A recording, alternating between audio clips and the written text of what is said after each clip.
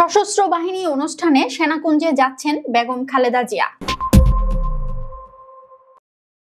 সশস্ত্র বাহিনী দিবস উপলক্ষে সেনাকুঞ্জের সংবর্ধনা অনুষ্ঠানে যোগ দিবেন বিএনপি চেয়ারপারসন ও সাবেক প্রধানমন্ত্রী বেগম খালেদা জিয়া। শুক্রবার সেনাকুঞ্জের সংবর্ধনা অনুষ্ঠানে যোগ দেবেন বিএনপির চেয়ারপারসন। বিকেল 3:30টায় গুলশানের বাসা থেকে তিনি সেনাকুঞ্জের উদ্দেশ্যে রওনা হবেন। সেনাকুঞ্জের সংবর্ধনা অনুষ্ঠানে প্রধান অতিথি হিসেবে উপস্থিত থাকবেন প্রধান উপদেষ্টা অধ্যাপক ডক্টর মোহাম্মদ ইউনুস। বিষয়টি নিশ্চিত করে বৃহস্পতিবার রাতে বিএনপির মিডিয়া সেলের কর্মকর্তা শাহরুল কবির খান বলেন, বিএনপির চেয়ারপারসন দেশনেত্রী বেগম খালেদা জিয়া অংশ নেওয়া সম্মতি জানিয়েছেন।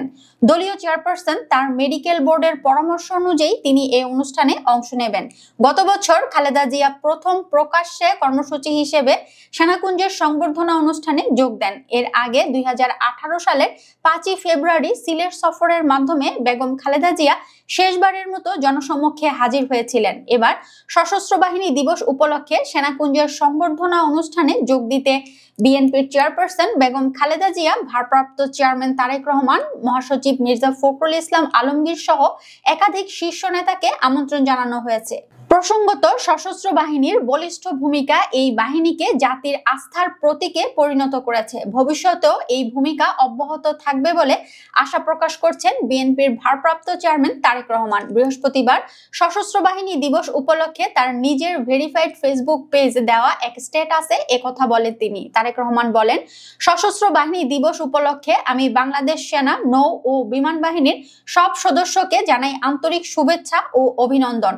সশস্ত্র বাহিনীর সব সদস্য ও তাদের পরিবারের আমি সুখ, শান্তি ও কল্যাণ কামনা করি। এই দিবসে সশস্ত্র বাহিনীর সার্বিক সাফল্য, উন্নতি ও অগ্রগতি কামনা করি এবং স্বাধীনতা যুদ্ধে সশস্ত্র বাহিনীর আত্মদানকারী শহীদদের আত্মার মাগফিরাত কামনা করি। তিনি বলেন, 1971 সালের 21শে নভেম্বর মুক্তিযুদ্ধ চলাকালে বাংলাদেশের সামরিক বাহিনী গঠিত হয়। এই কারণে মুক্তিযুদ্ধের অগ্রযাত্রা ও বিজয়ের স্মারক হিসেবে প্রতি বছর 21শে নভেম্বর দিনটি সশস্ত্র বাহিনী দিবস হিসেবে পালিত হয়ে আসছে। নির্ভীক সাহসিকতা, শৌর্য, সংকল্পবদ্ধ শৃঙ্খলা দিয়ে তৈরি জাতির এক গর্বিত প্রতিষ্ঠান সশস্ত্র বাহিনী। 71-এর রণাঙ্গনে এই বাহিনীর অসীম সাহসী ভূমিকা ইতিহাসের এক উজ্জ্বল অধ্যায়। আমাদের স্বাধীনতা, সার্বভৌমত্ব ও ভৌগোলিক অখণ্ডত্ব রক্ষায় সশস্ত্র বাহিনীর দেশপ্রেমিক সদস্যরা অতন্দ্র প্রহরীর ভূমিকা পালন করে চলেছে। বিশ্ব শান্তি রক্ষায় বাংলাদেশের সশস্ত্র বাহিনীর ভূমিকা আন্তর্জাতিক সম্পর্ককে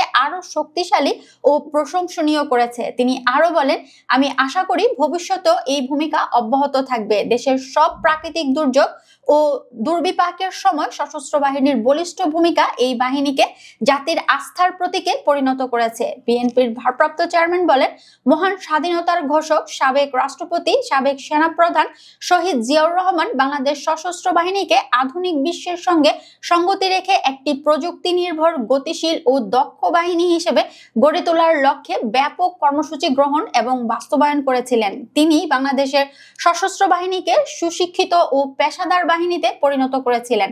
সাবেক রাষ্ট্রপতি শহীদ জিয়াউর রহমান থেকেই বাংলাদেশের সশস্ত্র বাহিনী সুশৃঙ্খল, ক্ষিপ্র ও সদা তৎপর এক আধুনিক বাহিনীতে পরিণত হয়, যা বিশ্বের যে কোনো আধুনিক রাষ্ট্রের সেনাবাহিনীর সমকক্ষ। একইভাবে দেশনেত্রী খালেদা জিয়া প্রধানমন্ত্রী থাকাকালীন সশস্ত্র বাহিনীকে আরো আধুনিক বাহিনী হিসেবে গড়ে তোলেন, যা বৈশ্বিক পরিসরে ব্যাপক অবদান রাখে। ভবিষ্যতেও আমাদের এ প্রয়াস অব্যাহত থাকবে। তিনি আরো বলেন, আমি গভীর শ্রদ্ধায় স্মরণ করছি মুক্তিযুদ্ধে নিজের জীবনদানকারী বীরশ্রেষ্ঠ সিপাহীদের। আমি সশস্ত্র বাহিনী দিবসের সব কর্মসূচির সার্বিক সাফল্য কামনা করি।